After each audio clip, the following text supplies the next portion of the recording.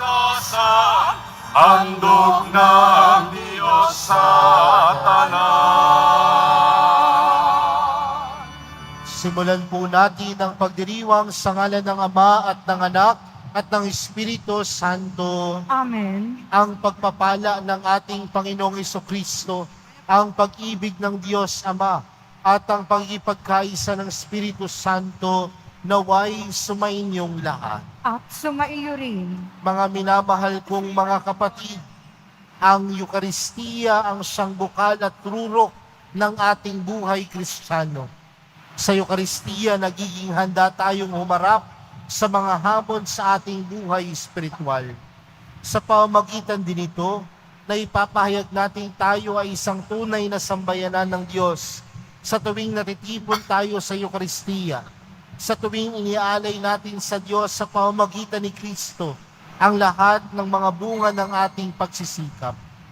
At upang tayo ay maging karapat-dapat gumanap sa banal na pagdiriwang na ito, alalahanin po natin ang ating mga pagkukulang at nagawang pagkakasala, at buong kababaang loob po tayong humiling ng awa at pagpapatawad mula sa Diyos.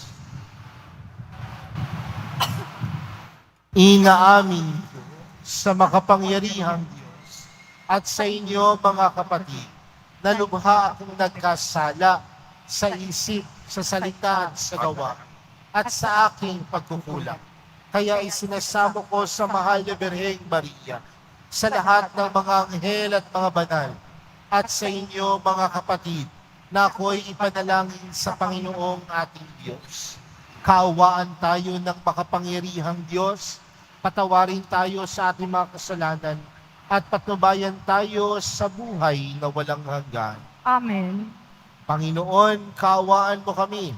Panginoon, kaawaan mo kami. Kristo, kaawaan mo kami. Kristo, kaawaan mo kami. Panginoon, kaawaan mo kami. Panginoon, kaawaan mo kami.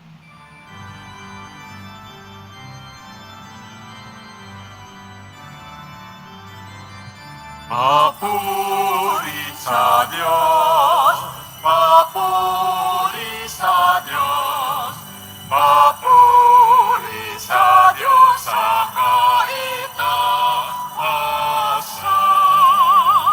At sa lupa'y kapayapaan, at sa lupa'y kapayapaan, sa mga tao kinalulugdan niya.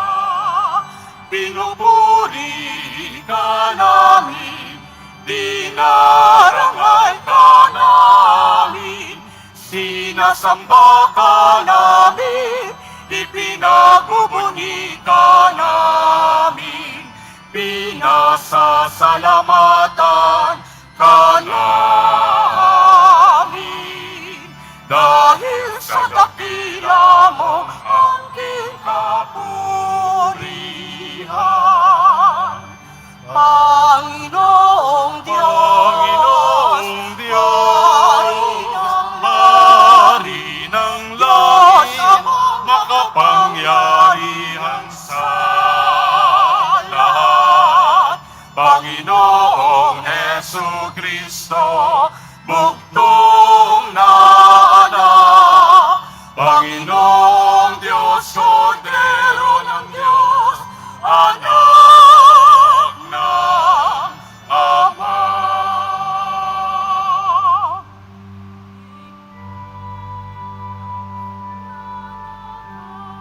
Alis ng mga kasalanan sa liputan.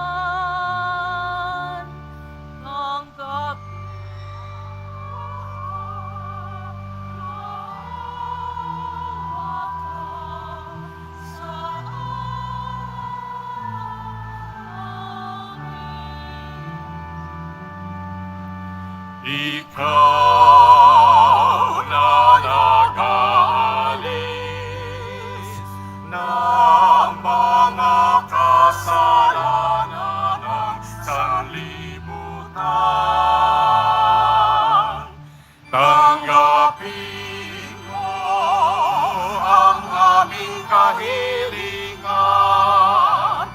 Tanggapin mo ang aming kahilingan. Ikaw na naluluklok sa kanan ng Ama. Maawa ka sa amin. Sapagkat ikaw ang banal at kataas-taasan. Ikaw lamang, O Jesucristo, ang Panginoon, kasama ng Espiritu Santo sa kadakilaan ng Diyos Ama. Amen. Ng Diyos Ama. Amen. Papuri sa Diyos. Papuri sa Diyos. Papuri sa Diyos sa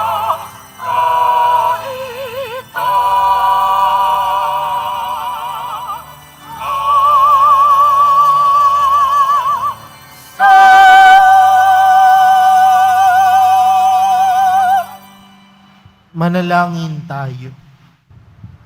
Diyos na totoo at tao namang totoo, Panginoon naming Hesukristo, ang huling hapunan ay inilagak mo para kami magkasalo-salo sa alaala ng iyong pagpapakasakit ukol sa mga tao.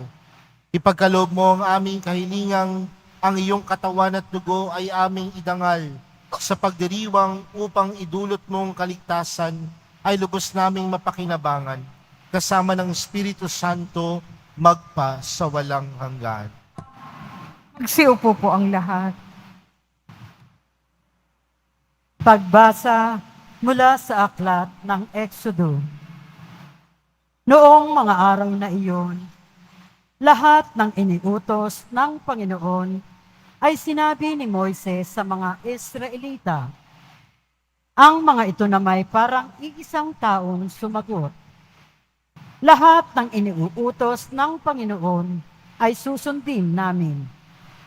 Isinulat ni Moises ang lahat ng utos ng Panginoon. Kinabukasan, maagang-maaga siyang nagtayo ng altar sa paanan ng bundok. Nagtayo rin siya ng 12 bato na kumakatawan sa 12 lipi ni Israel.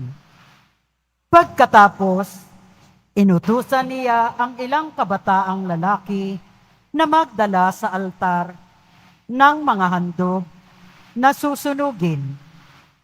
Sila rin ang inutusan niyang pumatay ng mga hayop na gagamiting handog sa pakikipagtipan sa Panginoon. Ang kalahati ng dugo ng pinatay na hayop ay inilagay niya sa malalaking mangkok at ang kalahati ibinuhos niya sa altar. Kinuha niya ang aklat ng tipan at binasa ng malakas. Sabay-sabay namang tumugon ang mga Israelita. Susundin namin ang lahat ng utos ng Panginoon. Pagkatapos, kinuha ni Moises ang mga mangkok ng dugo at winiliskan ang mga tao. Sinabi niya, ang dugong ito ang siyang katibayan ng pakikipagtipang ginawa sa inyo ng Panginoon sa pagbibigay sa inyo ng kautosang ito. Ang salita ng Diyos. Salamat sa Diyos. Sa Panginoong tumubos, kalis ng inumi handog. Sa Panginoong tumubos, kalis ng inumi handog.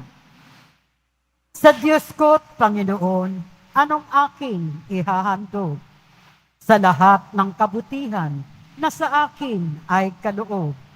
Ang handog ko sa dambana ay inuming na masarap bilang aking pagkilala sa ginawang pagliligtas.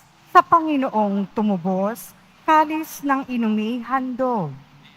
Masakit sa kalooban ng poon kung may papanaw. Kahit ito ay iisa, labis siyang magdaramdam. Katulad ng aking ina, maglilingkod akong lubos. Yamang ako'y iniligtas, kinalinga at tinubos. Sa Panginoong tumubos, kalis ng inumi handog. Ako ngayoy maghahandog ng hanging pasasalamat. Ang handog kong panalangin sa iyo ko ilalaga. Sa templo sa Jerusalem ay doon ko ibibigay. Ang anumang pangako ko sa iyo ay binitiwan. Sa Panginoong tumubos, kalis ng inumi handog.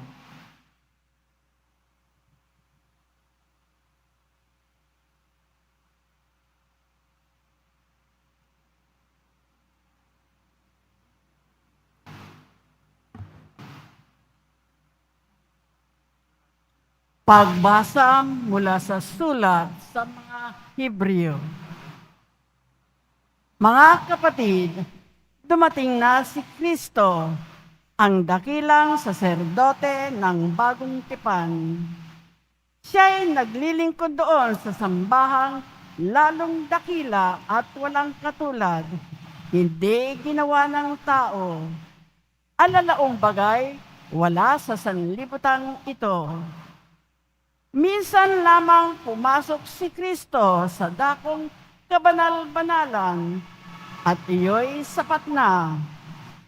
Hindi dugo ng mga kambing at bisirong baka ang kanyang dalang handog, kundi ang sariling dugo sa ikapagpapatawad ng mga kasalanan natin. Ang dugo ng mga kambing at mga toro at ang abon ng dumalagang baka ay iwiniwisik sa mga taong itinuturing na marumi.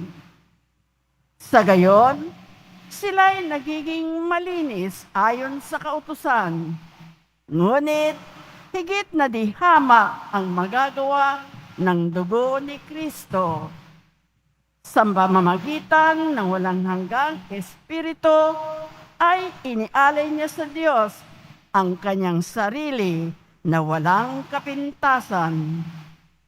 Ang kanyang dugo ang lumilinis sa ating puso't isip upang talikdan na natin ang mga gawang walang kabuluhan at paglingkuran ang Diyos na buhay.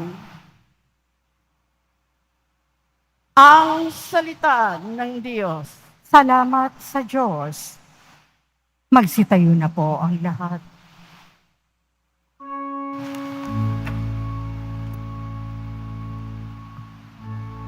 Pagkain mula sa langit, ngayon'y hain sa daigdig, handog ng kaibig-ibig, kailan may di masasain.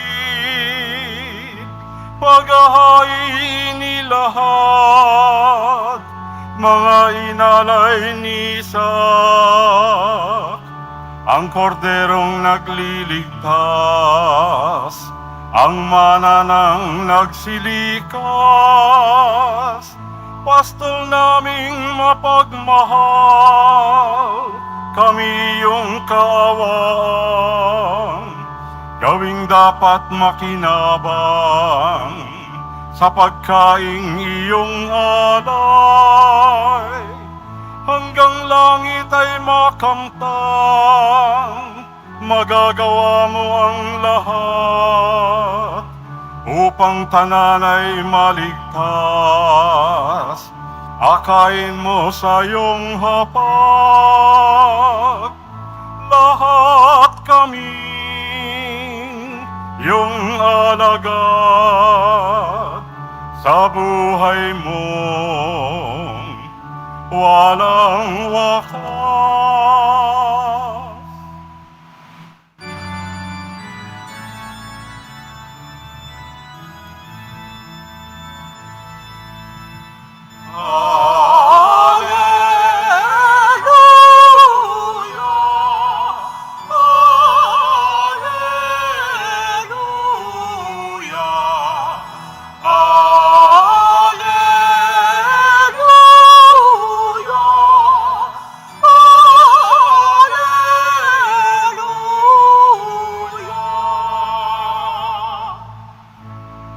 Kaing dulot ay buhay,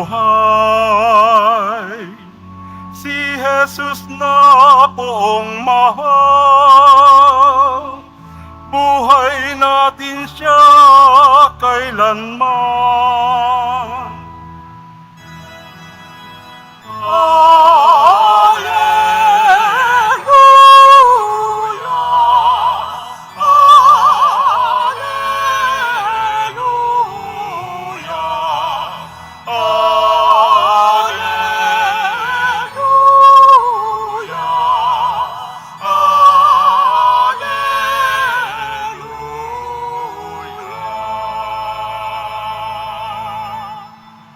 Mainyo ang Panginoon. At sumaiyo rin. Ang mabuting balita ng Panginoon ayon kay San Marcos. Papuri sa iyo, Panginoon.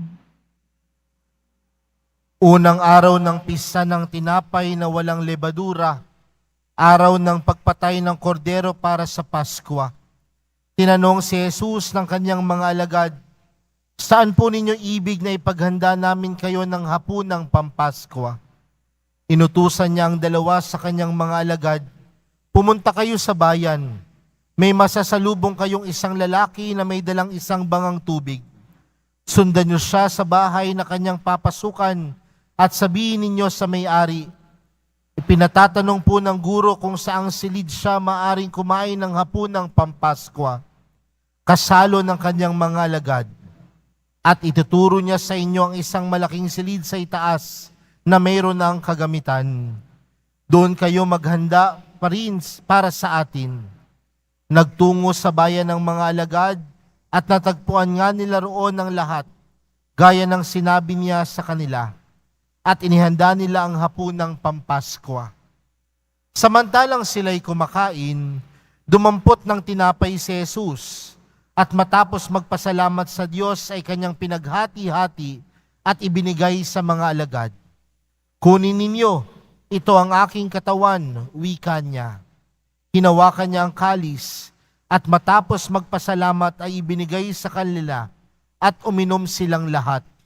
Sinabi niya, "Ito ang aking dugo ng tipan, ang dugong magbubuhos dahil sa marami. Sinasabi ko sa inyo, hindi na ako iinom ng alak na mula sa ubas, hanggang sa araw na inumin ko ang bagong alak sa kaharian ng Diyos." Umawit sila ng isang himno at pagkatapos nagtungo sa bundok ng mga Olibo. Mga kapatid, ang mabuting balita ng Panginoon. Pinupuri ka namin, Panginoong Hesukristo. Magsiupo muna po ang lahat. Magandang umaga po sa inyong lahat. Pakibati nga po ang katabi ng magandang umaga. Ngayon po ay araw ng linggo at alam natin na kapag araw ng linggo, ang obligasyon po natin bilang mga Kristiyano at Katoliko ay magsimba. Tama po ba? Alam pa ba natin na kapag araw ng linggo ay araw ng pagsisimba at pagtanggap ng Eucharistia? Kaya palakpakan po natin ang ating mahal na pong Jesus Nazareno. Alam niyo po, nung bata po ako, naalala ko na merong mga damit na hindi ko pwedeng isuot sa mga ordinaryong araw. Dahil kapag nakita ng nanay ko na suot ko ang damit na ito, ang sasabihin niya sa akin, "Hubarin mo yan. Dahil yung damit na yan, pangsimba mo yan." Tama po ba? Naalala niyo yon?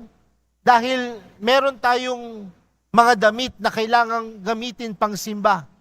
At ito yung pang-espesyal. Dahil ang araw ng linggo ay araw ng Diyos. At kung ito ay araw ng Diyos, dapat ito ay maganda. Dapat ito'y pinaka-espesyal. Sana po wag nating kalimutan iyon. At wag lang natin tingnan na ito ay isang obligasyon, kundi makita natin na ang araw ng linggo ay ang araw ng ating pakikipagtagpo kay Jesus. Mga kapatid, kailan po tayo huling nangako sa Diyos? Naalala niyo pa ho ba yung panahon, oras at pagkakataon na kayo po ay nangako sa Diyos? Marahil ang mga pangako natin sa Diyos ay ganito: Panginoong Jesus Nazareno, magbabagong buhay na po ako. Pangako. Yan ho ba? Panginoong Jesus Nazareno, hindi na po ako magkakasala. Pangako. May mga pangako tayo na binibitawan sa Diyos. Pero ang tanong, ang mga pangako po ba na ito nagagawa natin? O ang mga pangakong ito napapako? Bakit ko sinisimulan sa ganitong pamamaraan ng ating pagninilay ngayong umaga? Dahil kailanman ang pangako ng Diyos kanyang tinupad. Kailanman ang Diyos nanatiling tapat sa kanyang pangako. Sa atin pong unang pagbasa, napakinggan po natin ang kwento ni Moises. At tandaan natin ang Diyos ay nangako sa bayan ng Israel. At ano ang pangakong binitawan ng Diyos sa bayan ng Israel? I will be your God and you will be my people. Ako ang inyong Diyos at kayo ang piniling bayan ng Israel. Sa madaling salita, ang pangako ng Diyos, kailanman hindi sila pababayaan. Kailanman hindi sila iiwan. Kaya nga nakita ni Moises na may pangako ang Diyos. Kaya ano ang ginawa ni Moises? Nakipagtipanan siya sa Diyos. At sa ating unang pagbasa, anong klaseng pagtitipan ang ginawa ni Moises? Kinuha niya ang dugo ng isang hayop at iwinisik ang dugo na ito sa tao. It was sprinkled to the people. Pero tandaan natin, nung nakipagtipan ng Diyos sa tao, hindi na lamang dugo ng hayop ang kanyang ipinagkaloob. Ano ang ipinagkaloob ng Diyos? Ang dugo ni Jesus. Ang dugo ng kanyang anak. Kaya nga dito sa ating ibanghelyong napakinggan, ano ang sabi ni Jesus? Ito ang aking dugo ng tipan. Ang dugong mabubuhos dahil sa marami. Tandaan natin mga kapatid, mula sa dugo ng hayop, pinalitan sa dugo ni Jesus. Ang pagtitipan ng Diyos sa tao at ang pakikipagtipan ng tao sa Diyos. Ano ho ba ang pakikipagtipan? Ang pakikipagtipan ay hindi lamang isang kasunduan, kundi ang isang pakikipagtipan ay pagpapakita ng pagmamahal ng Diyos sa atin. His covenant is a show or way of God to show His love for us. Ang pagtitipan at pakikipagtipan ng Diyos ay pagpapakita ng kanyang pagmamahal sa atin. Kaya nga mga kapatid, ang pakikipagtipan ay dapat pangatawanan. At sa pakikipagtipan natin sa Diyos, dapat tayo ay manatiling tapat sa Diyos. Bakit? Dahil ang Diyos nanatiling tapat sa atin. Pero aminin man natin o hindi, may mga pagkakataon na ang katapatan natin dumidepende sa ibang tao. Anong madalas nating mga excuses? Magiging tapat lang ako, Father, kapag tapat ang ibang tao. Sa mag-asawa, Father, tapat naman ako eh. Pero yung asawa ko ang hindi tapat, kaya hindi na rin ako dapat maging tapat sa kanya. Mga kapatid, ang katapatan kailanman hindi dumidepende sa katapatan ng iba. Kundi ang katapatan natin ay dapat dumidepende sa ating sarili at sa pagmamahal natin sa Diyos. Kaya tayo nagiging tapat dahil may kakayanan tayong umibig at magmahal. At kung meron tayong kakayanang umibig at magmahal, may kakayanan din tayong tunay na maging tapat. Ang Diyos, mga kapatid, ilang beses man natin siyang talikuran, ilang beses man natin siyang saktan, ilang beses man tayong magkasala, nanatili ang kanyang katapatan sa atin. Kaya mga kapatid, sa araw na ito, sa pagdiriwang po natin ng kabanal-banalang katawan at dugo ng Panginoon, tayong tumatanggap ng banal na Eucharistia, tayong tumatanggap ng katawan ni Jesus, nangangahulugan, mamaya kapag tinanggap ang banal na komunyon, sasagot tayong lahat ng amen. Pero ang pagsagot ng amen ay hindi lamang sa pananalita, kundi ito ay dapat pangatawanan. At kung ito ay tunay na pinangangatawanan natin, dapat sa pagkilos at paggawa, dapat tayo ay tapat sa Diyos. Hindi pwedeng tanggap ka nga ng tanggap ng komunyon, pero ayaw mo naman sundin ang turo ni Jesus. Hindi pwedeng tanggap ka nga ng tanggap ng komunyon, pero namumuhay ka naman sa pagkakasala, namumuhay ka naman sa kasinungalingan, namumuhay ka naman sa kasamaan.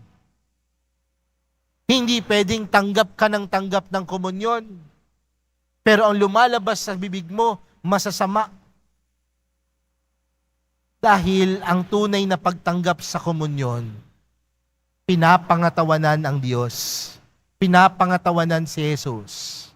At kapag pinapangatawanan si Jesus, nangangahulugan na kagaya ni Jesus, kagaya ng Diyos, tayo ay namumuhay ng tapat. Kaya mga kapatid, sa pagpapatuloy po ng ating banal na misa para sa araw na ito, pinapaalahanan tayo ng kabutihan ng Diyos. At ang kabutihan ng Diyos nagmumula sa kanyang pagmamahal sa atin. At sa pagmamahal ng Diyos sa atin, siya ay nanatiling tapat. Tapat sa kanyang pangako.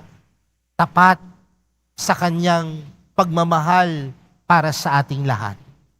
At kung ganoon katapat ang Diyos, tinatawagan din tayo na tumatanggap sa Kanya sa pamamagitan ng Eucharistia na mamuhay din ng tapat.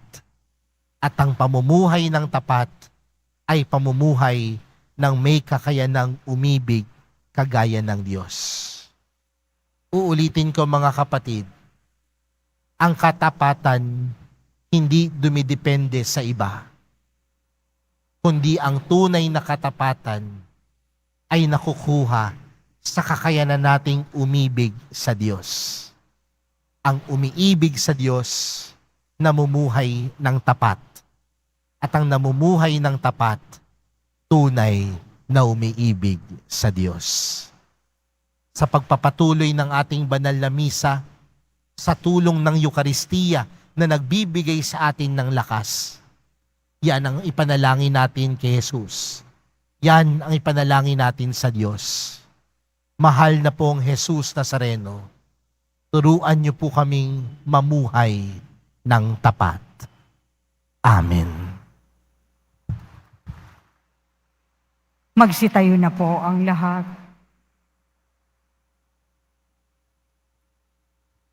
Sumasampalataya ako sa Diyos amang makapangyarihan sa lahat, na may gawa ng langit at lupa.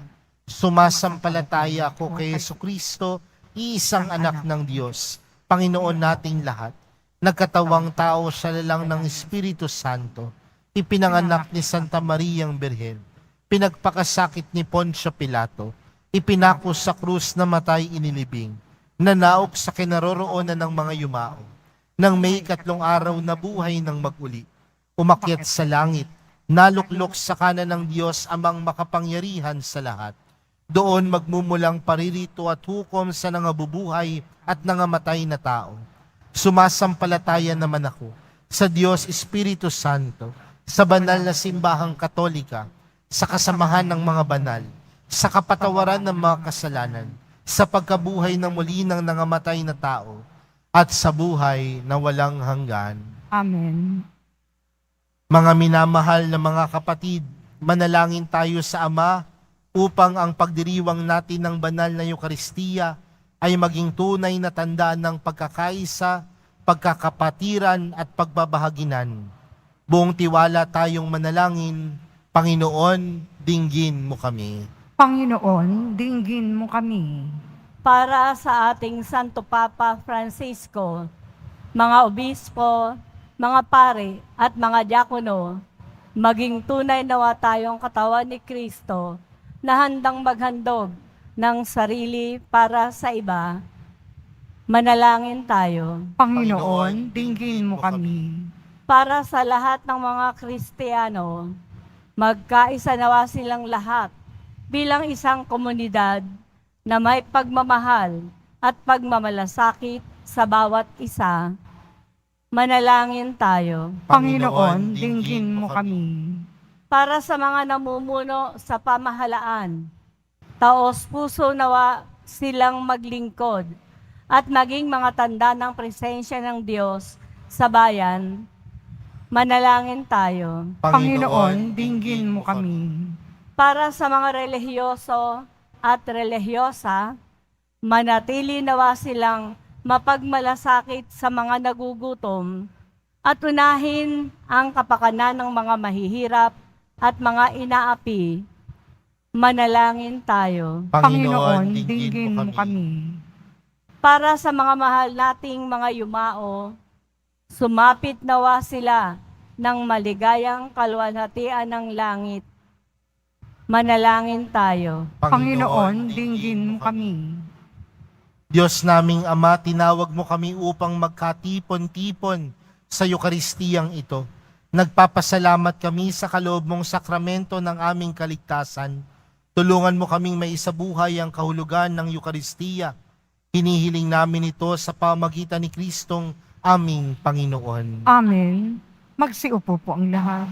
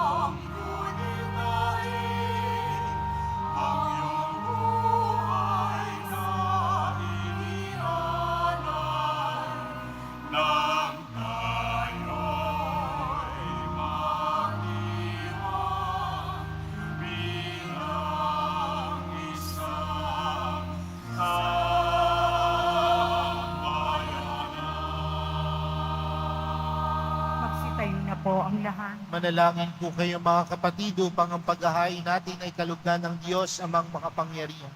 Tanggapin nawa ng Panginoon itong paghahain sa iyong mga kamay, sa kapurihan niya at karangalan, sa ating kapakinabangan at sa buong sambayanan niyang banal. Ama naming lumikha, bigyan mo ngayon ang iyong sambayanan ng mga kaloob na pagkakaisa at kapayapaan na ipinahiwatig ng mga alay namin sa paghahain ipinagdiriwang sa pamagitan ni Jesucristo kasama ng Espiritu Santo magpa sa walang hanggan. Amen. Sumainyo ang Panginoon. At sumaiyo rin, Itaas sa Diyos ang inyong puso at diwa. itinaas na namin sa Panginoon. Pasalamatan natin ang Panginoong ating Diyos. Marapat na siya ay pasalamatan.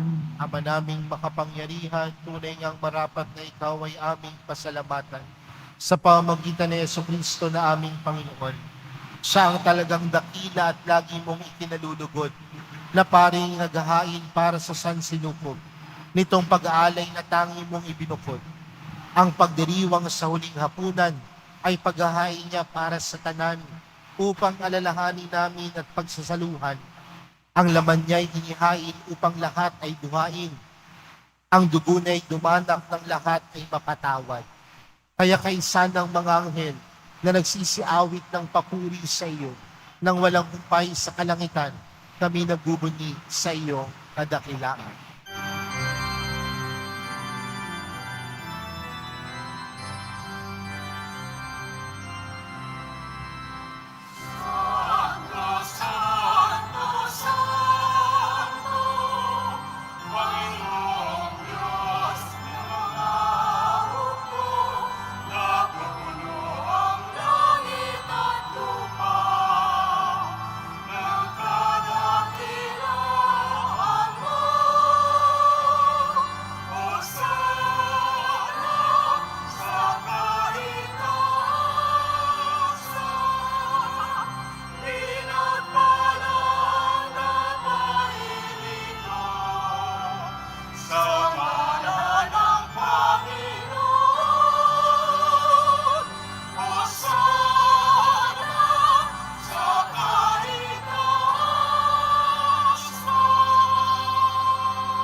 Magsiluhod po ang lahat. Ama naming banal, ikaw ang bukal ng tanang kabanalan. Kaya't sa pamagitan ng iyong Espiritu, gawin mong banal ang kaloob na ito, upang para sa aming maging katawan at dugo ng aming Panginoong Jesucristo. Bago niya pinag-iisang pusang loob na maging handog, hinawakan niya ang tinapay, pinasalamatan kaniya, pinaghati-hati niya iyon, iniabot sa kanyang mga alagad at sinabi, tanggapin ninyong lahat ito at kanin. Ito ang aking katawan na ihahandog para sa inyo.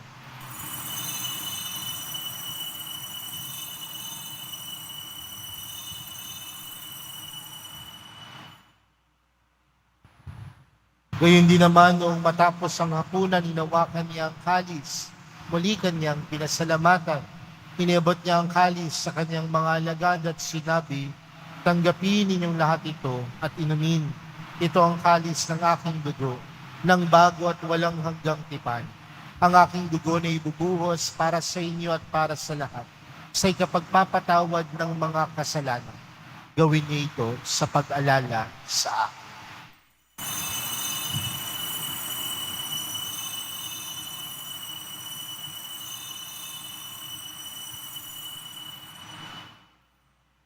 Magsitayo na po ang lahat. Ipagbunyi natin ang misteryo ng pananampalataya. Si Kristo'y namatay, si Kristo'y nabuhay, si Kristo'y babalik sa wakas ng panahon. Ama, ginagawa namin ngayon ang pag-alala sa pagkamatay at muling pagkabuhay ng iyong anak. Kaya't inaalay namin sa iyo ang tinapay na nagbibigay buhay at ang kalis na nagkakaloob ng kaligtasan. Kami nagpapasalamat dahil kami iyong minarapat na tumayo sa harap mo para maglingkod sa iyo. Isinasamo namin kami magsasalo-salo sa katawan at dugo ni Kristo ay mabuklod sa pagkakaisa sa pamagitan ng Espiritu Santo. Ama, lingapin mo ang iyong simbahang laganap sa buong daigdig. Puspusin mo kami sa pag-ibig. Kaysa ni Francisco na aming Papa at ni Jose na aming Obispo at ng Tanang Kaparian. Alalahanin mo rin ang mga kapatid naming nahimlay nang may pag-asang sila'y muling mabubuhay, gayon din ang lahat ng mga pumana. Kaawaan mo sila at patuloyin sa iyong kaliwanagan. Kaawaan mo at pagindapating kaming lahat na makasalo sa iyong buhay na walang wakas. Kaysa ng mahal na Birheng Maria na ina ng Diyos, ng kabiyak ng puso niyang si San Jose. Kaysa ng mga apostol at ng lahat ng mga banal na namuhay dito sa daigdig ng kalugod-lugod sa iyo, may pagdiwang nawa namin ang pagpupuri sa ikararangal mo sa pamagitan ng iyong anak na aming Panginoong Jesucristo. Sa pamagitan ni Kristo, kasama niya at sa Kanya, ang lahat ng parangal at papuri ay sa iyo. Diyos amang makapangyarihan, kasama ng Espiritu Santo, magpa sa walang hanggan.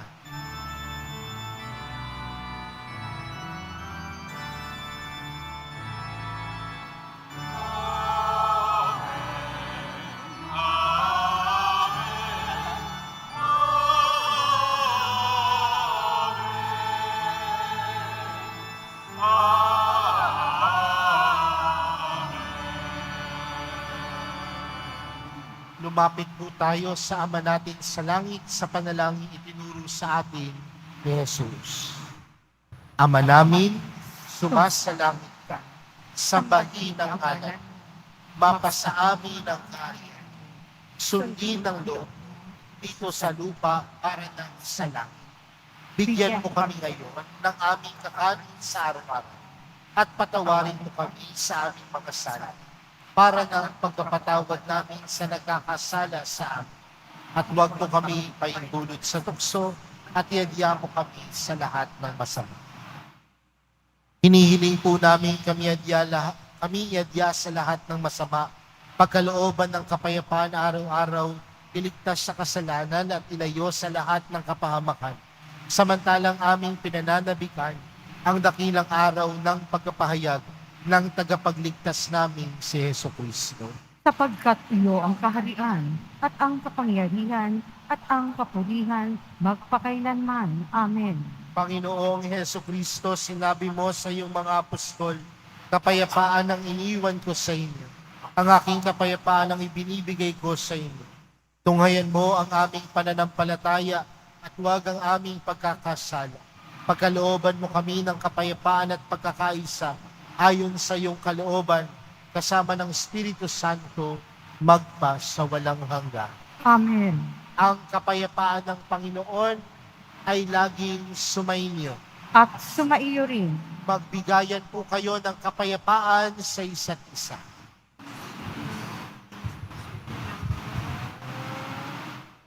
Kordero ng Diyos na nag-aalis ng mga kasalanan ng sanlibutan, maawa ka sa amin. Kordero ng Diyos na nag-aalis ng mga kasalanan ng sanlibutan, maawa ka sa amin. Kordero ng Diyos na nag-aalis ng mga kasalanan ng sanlibutan, ipagkaloob mo sa amin ang kapayapaan. Magsiluhod po ang lahat.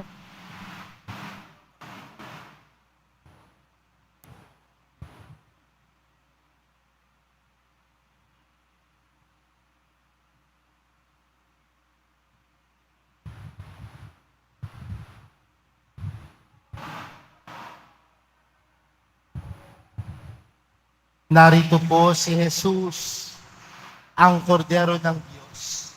Siyang nag-aalis ng kasalanan ng sanlibutan. Mapalad ang mga inaaniyahan sa kanyang bigni. Panginoon, hindi ako karapat-dapat na magpatuloy sa iyo, ngunit sa isang salita mo lamang ay gagaling na ako.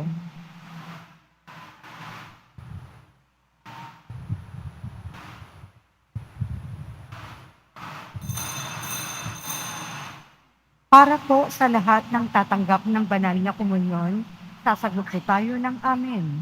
Pagkasabi ng pari o ng lay minister ng katawan ni Kristo at isubo agad sa bibig bago umalis sa harapan ng pari o lay minister. Sumunod po tayo.